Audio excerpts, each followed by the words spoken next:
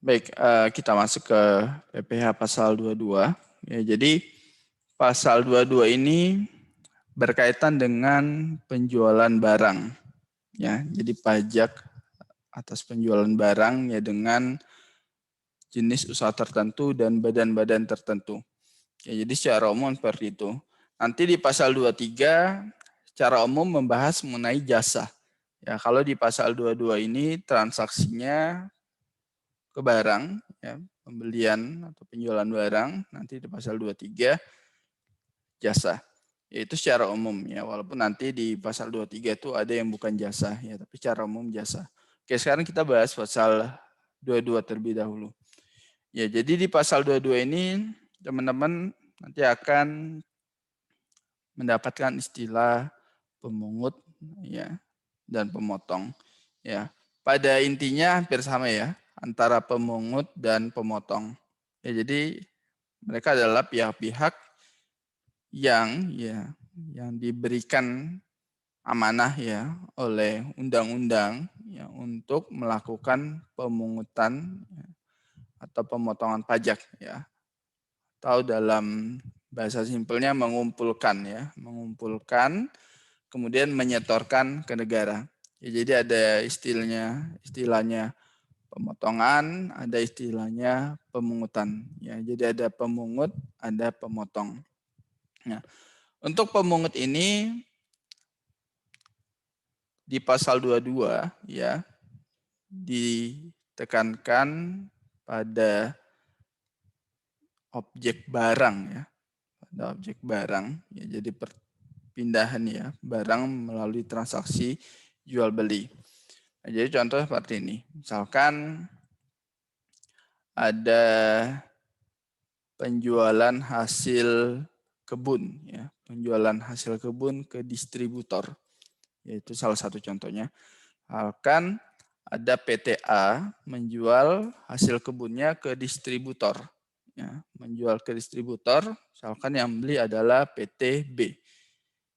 Nah, si PTB ini membayarkan uang ke PTA plus jumlah pajaknya, ya, plus PPh pasal 22-nya.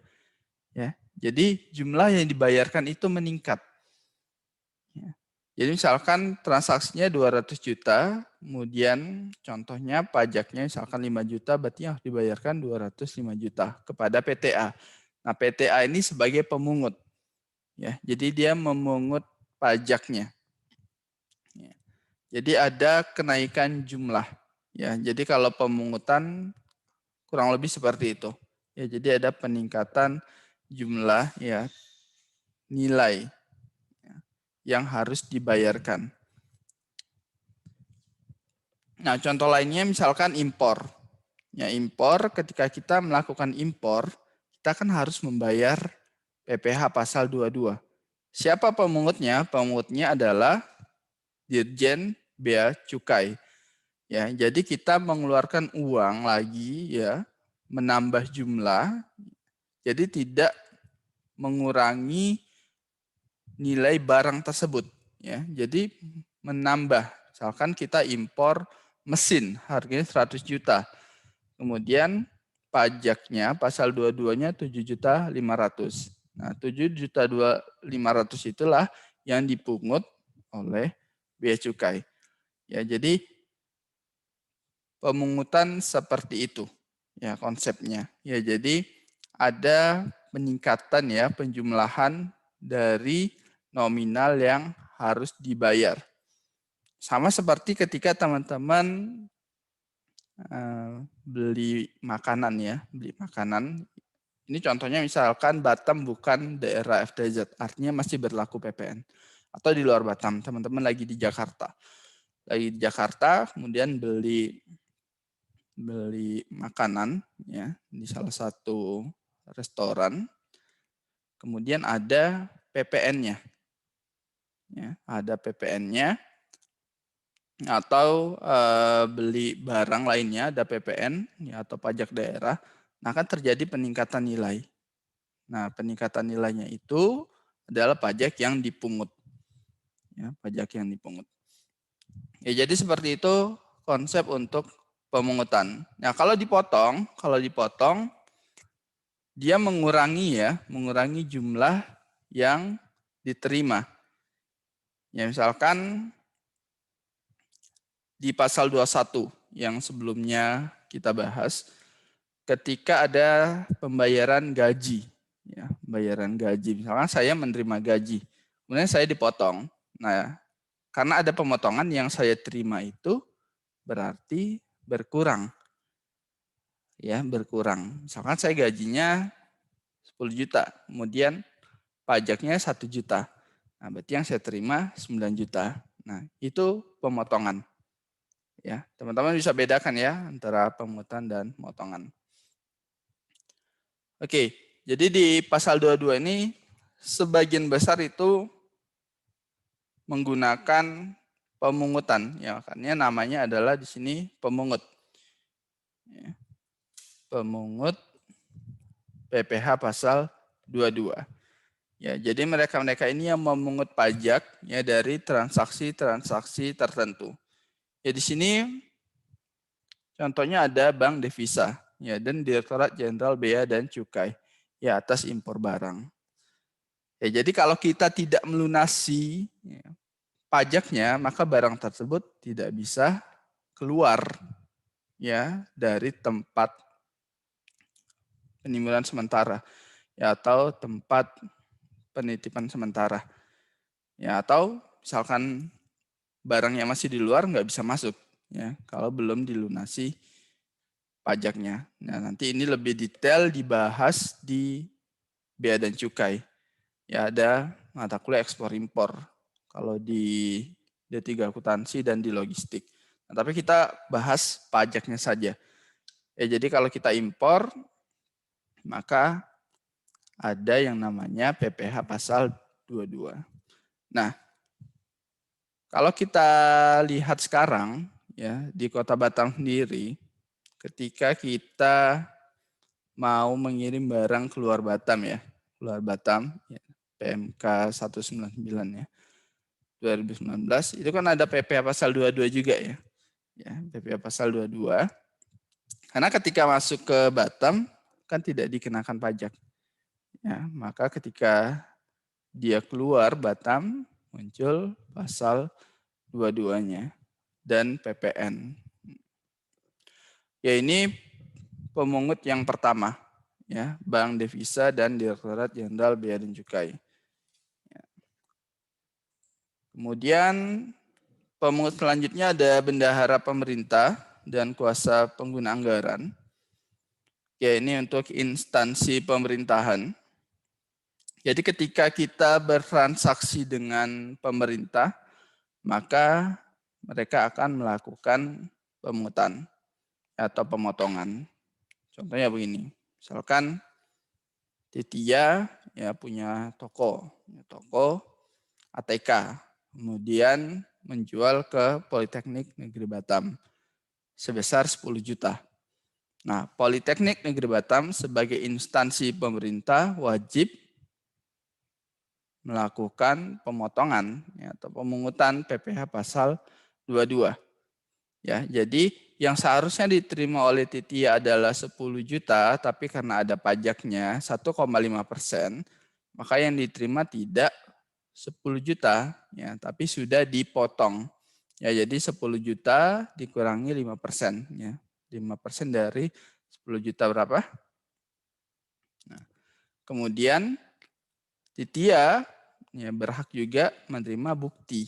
Ya, bukti potong pasal 22 karena nanti bisa dikreditkan. Yaitu untuk transaksi dengan bendahara pemerintah. Jadi kalau teman-teman punya toko kemudian bertransaksi dengan pemerintah, tidak hanya Poltek ya, misalkan dinas-dinas yang ada di Kota Batam kan itu masuk ke dalam instansi pemerintahan. Nah, maka siap-siap akan dipotong pasal 22.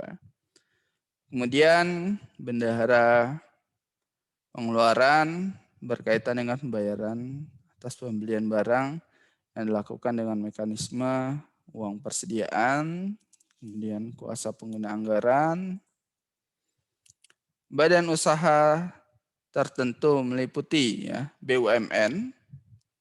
Jadi BUMN juga berkewajiban melakukan pemungutan atau pemotongan PPh pasal 22.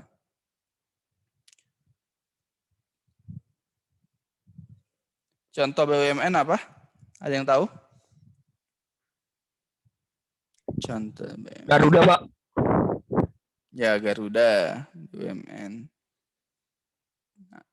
Nah, ini ya, contoh-contoh BUMN.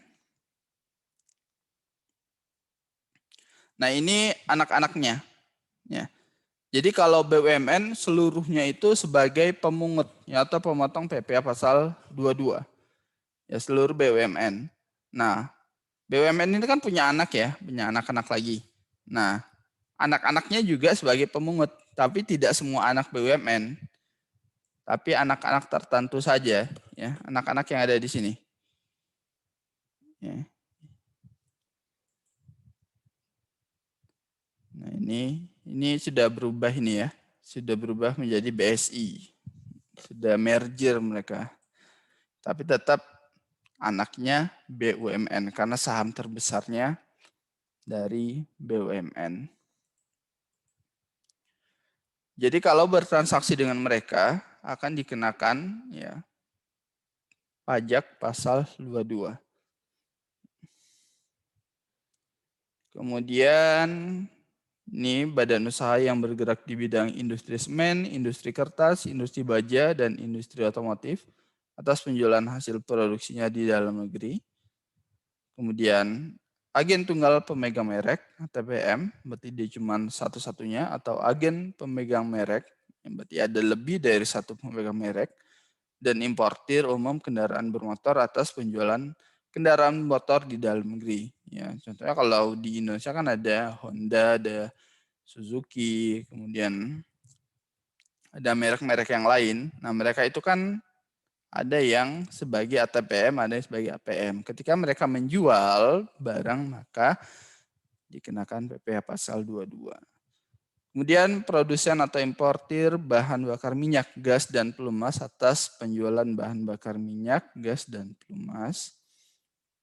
Kemudian badan usaha industri atau eksportir yang melakukan pembelian bahan-bahan berupa hasil kehutanan, perkebunan, pertanian, peternakan, dan perikanan yang belum melalui proses industri manufaktur untuk keperluan industrinya atau ekspornya.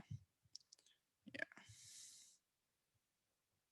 Kemudian badan usaha melakukan pembelian komoditas tambang batu bara, mineral logam, dan mineral bukan logam dari badan atau orang pribadi pemegang izin usaha pertambangan. Atau badan usaha yang melakukan penjualan emas batangan di dalam negeri. Nah, ini yang lagi banyak sekarang ya. Kayak Antam, ya, Antam. Kemudian UBS. Ya. Jadi kalau teman-teman beli emas batangan, ke gerai Antamnya langsung yang resmi, teman-teman nanti akan dikenakan PPh pasal 22. Ya dipungut. Ya, jadi nominalnya bertambah. Misalkan emas 1 gram 1 juta. Kemudian ada PPh pasal 22-nya. Ya, nambah yang harus teman-teman bayar. Tapi kalau beli ke teman, ya itu nggak ada PPh pasal 22-nya. Ya, jadi kalau beli langsung ke gerai Antam. Kalau di sini kayaknya belum ada ya gerai resmi Antam. Ya, kalau di kota-kota di Jawa itu banyak ya gerai toko-toko ya resmi punya Antam. Jadi kalau beli di sana, teman-teman nanti diminta KTP-nya. Ya, jadi kalau ada KTP, NPWP ya, ada NPWP, maka tidak dikenakan kenaikan tarif. Tapi kalau tidak, tarifnya lebih tinggi kalau tidak memiliki NPWP. Ya, jadi dikenakan pajak. Walaupun belinya cuma 0,5 gram, tetap dikenakan pajak.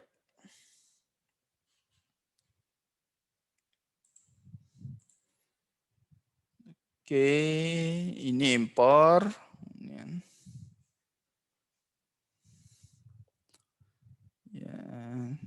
Ya kegiatan-kegiatannya, ya intinya kegiatan yang dilakukan pemungut-pemungut di atas tadi. Nah, ini dikecualikan dari pemungutan pasal 22. pengecualinya ya. Impor barang atau penyerahan barang yang berdasarkan ketentuan perundang-undangan tidak tentang PPh. Berarti ada aturan tambahannya. Kemudian impor barang yang dibebaskan dari pungutan bea masuk atau pajak pernah menilai. Ini ada di Undang-Undang PPN. Jadi biasanya barang-barang untuk keperluan negara ya. Dan sembako. Nah, tapi isunya sekarang sembako mau dikenakan PPN. Ya gimana menurut teman-teman? Ketika sembako dikenakan PPN. Ya, ada yang mau berpendapat?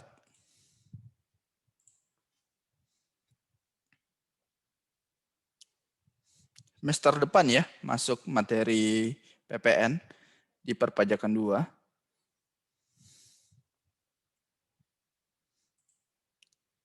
Saya mau ke Ramos. Halo Ramos. Ya, Pak. Ya gimana menurut kamu kalau sembako dikenakan PPN?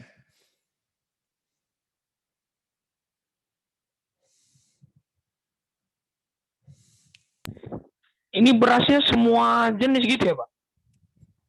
Ya rencananya seperti itu.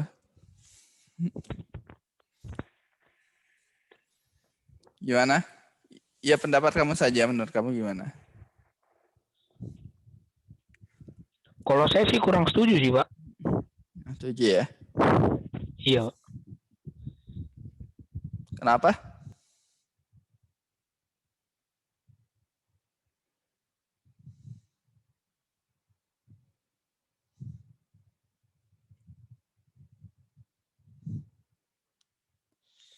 Oke, jadi itu masih dalam kajian ya untuk sembako ya.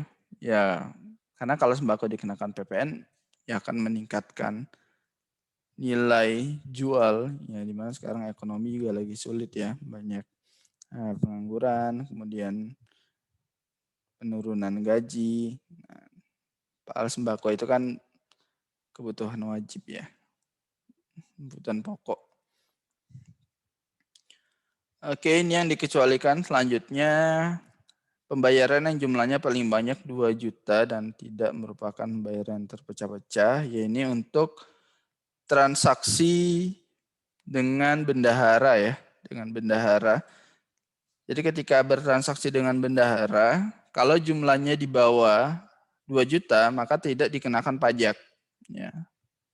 Sampai 2 juta ya tidak dikenakan pajak. Di atas 2 juta baru dikenakan pajak. Nah, kemudian untuk BUMN dan anak-anaknya, nah itu batasnya 10 juta. Ya. Kalau bendahara pemerintah tadi 2 juta, kemudian untuk BUMN dan anak-anaknya itu 10 juta. Jadi dikenakan pajak ketika bertransaksi dengan mereka di atas 10 juta. Kalau bertransaksi di bawah 10 juta, tidak dikenakan pajak, yaitu untuk BUMN dan anak-anaknya. Dan bukan pembayaran yang terpecah-pecah, artinya dia berada dalam satu tagihan, satu invoice, ya, dalam satu bukti. Ya, jadi bukan gabungan dari beberapa invoice. Misalkan di totalnya ada beberapa bukti total, ya, tidak ya, jadi satu-satu. Transaksi A misalkan 1.500.000, transaksi B 2 juta, transaksi C 500 ya, berarti tiga-tiganya tidak dikenakan pajak ya, bukan di total menjadi satu. Ya, jadi itu pembayaran yang terpecah-pecah satu-satu. Oke.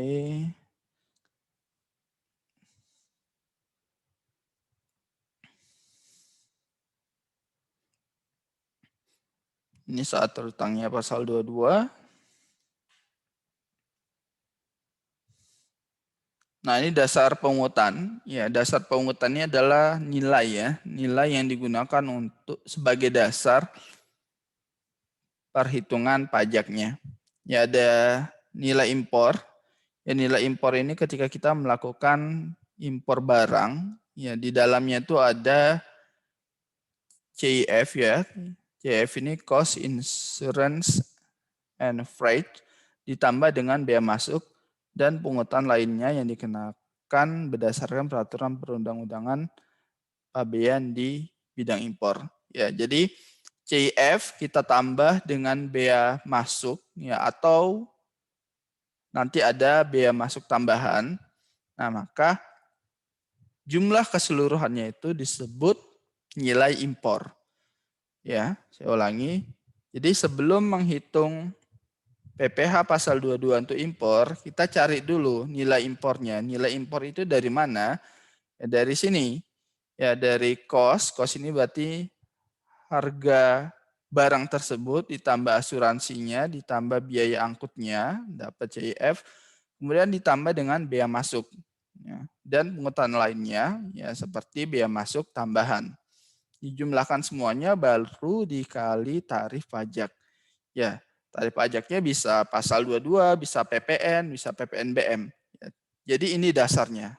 Kita cari nilai ini dulu. Ya, di latihan ada ya di nomor 1. Kemudian nanti kalau ada kurs, ya, kurs yang digunakan untuk menentukan nilai pajak adalah kurs Menteri Keuangan, ya, atau kurs pajak. Biasanya kurs ada 2 ya, kurs Bank Indonesia dan kurs Menteri Keuangan atau kurs pajak. Nah, ketika kita mau menghitung pajak, maka yang digunakan adalah kurs Menteri Keuangan ya, atau kurs pajak. Ya. Nah, itu untuk nilai impor. Ya, jadi CIF tambah bea masuk dan pungutan lainnya seperti bea masuk tambahan. Bea masuk tambahan itu contohnya bea masuk anti dumping, kemudian bea masuk balasan. Nah, bea masuk anti dumping ini seperti apa? Misalkan ada barang yang masuk ke Indonesia yang harganya lebih murah ya daripada di negara asalnya. Nah, itu nggak boleh. Ya, misalkan ada barang dari negara X masuk ke Indonesia, harganya tuh lebih murah dijual di Indonesia daripada di negaranya. Itu namanya dumping. Nah, itu nggak boleh. Jadi ketika dalam proses impor ketahuan, maka akan dinaikkan ya jumlahnya, ya akan dikenakan bea masuk tambahan. Ya, jadi itu namanya bea masuk anti dumping. Ya, karena kalau diperbolehkan masuk, harganya lebih murah ketika dijual di sini, maka ya di negara kita akan banyak barang-barang dari luar negeri menumpuk, sementara barang dalam negeri tidak terjual, nggak produktif akhirnya dalam negeri. Ya, jadi kita jadi importir terus. Ya, pengaruhnya kemana? Ke neraca perdagangan. Teman-teman biasanya sering ya mendengar neraca perdagangan kita ya, surplus ya, atau lagi positif atau lagi negatif atau lagi minus. Ya, neraca perdagangan itu dari ekspor dan impor. Ya, ketika ekspornya lebih besar daripada impornya itu surplus. Ya, tapi kebalikannya kalau impornya lebih banyak ya daripada ekspornya maka jadi minus. Ya. Tuh, karena ketika ekspor kan kita dapat uang, kalau impor kan kita harus mengeluarkan uang. Dan itu berpengaruh terhadap cadangan devisa di negara kita. Oke, kemudian harga jual lelang, harga pembelian, dan harga penjualan. Nah, ini contoh mekanisme pungutan PPh pasal 22. Oke. Ya kurang lebih sama seperti sebelumnya ya. Ini PPh final. Ini ada B ya, dan pemungut bendahara pemerintah. Ya, B memberikan tagihan ya. Memberikan tagihan ke bendahara pemerintah 5 juta. Ya, harganya exclude PPN, tidak termasuk PPN. Nah, ketika bertransaksi dengan pemerintah akan ya dipotong ya PPh pasal 22 berapa? Ya, tarifnya 1,5%. Ya, jadi 5 juta dikurangi 1,5% atau 75.000.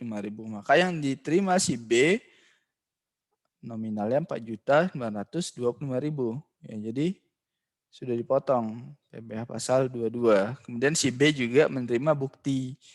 Ya, nah bukti ini nanti bisa